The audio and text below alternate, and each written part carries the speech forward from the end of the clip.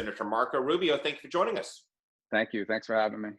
Let's start with the COVID relief and stimulus discussions. Just before the election, we were at $500 billion in the Senate. President Trump and Treasury Secretary Mnuchin were looking at around 1.9 trillion. The House say 2.2 trillion. Would you embrace a compromise? What would it be? Would you go with something somewhere between what the president has called for in the House, or would that be cost prohibitive?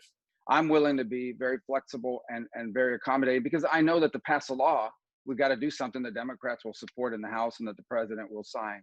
My goal is to get something done. But here's what I'm saying. If we can't agree on all these other things that they're trying to do, then we can work on those things. But right now, in my view, the most urgent economic need we have is another round of assistance for small business. If we don't help small businesses, we are going to have a small business catastrophe here over the next few months. We just are. These businesses are barely holding on. As these numbers begin to surge once again, sadly, you're going to see around the country and potentially in the state new shutdown orders. I hope not, but that could happen. But even if you don't, you're going to have people afraid to go out. You're going to have people afraid to go spend or go somewhere.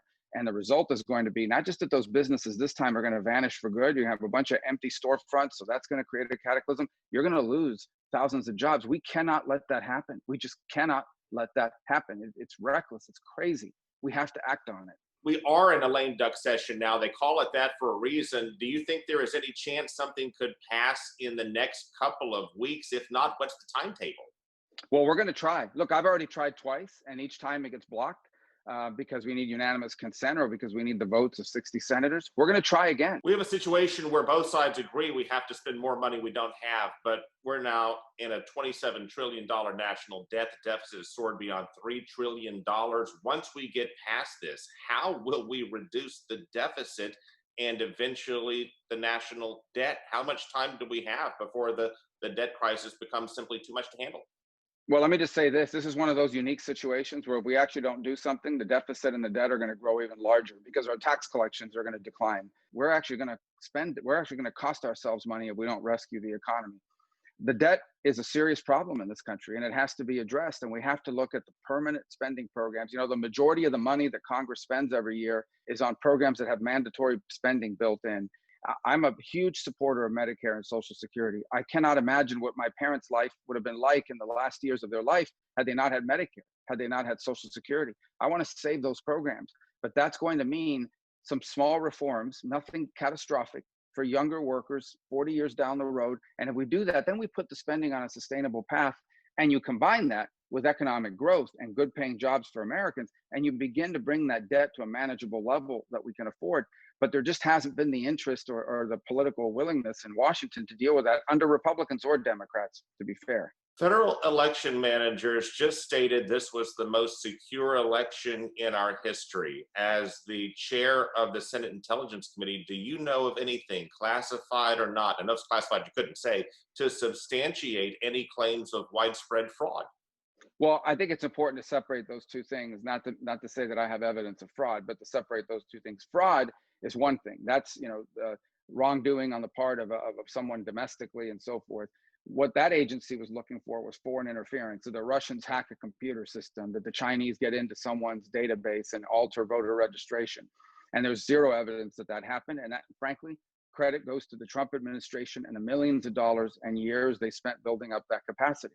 On the issue that you're referring to, which is the broader elections, if someone has evidence of fraud or wrongdoing, then they have a right both to argue that before canvassing boards, but also to take it to court.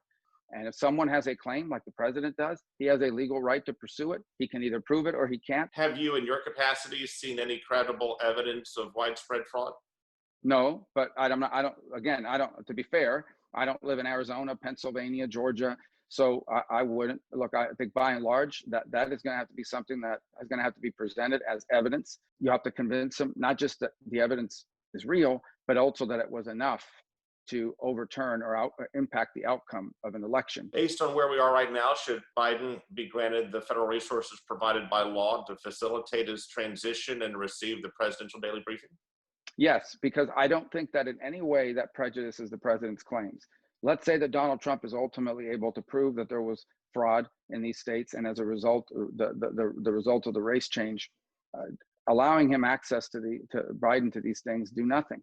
Let's say he's not successful, however, and the impact could be real, because especially on national security, it's a problem. You know, a new president, you have some time, you know, months if you want, or even, you know, years to kind of figure out what the right tax rate should be, what your policy should be on this, that, or the other. But on national security, your adversaries don't sit around waiting for you to get caught up on things. Senator Rubio, thank you for your time. Thank you.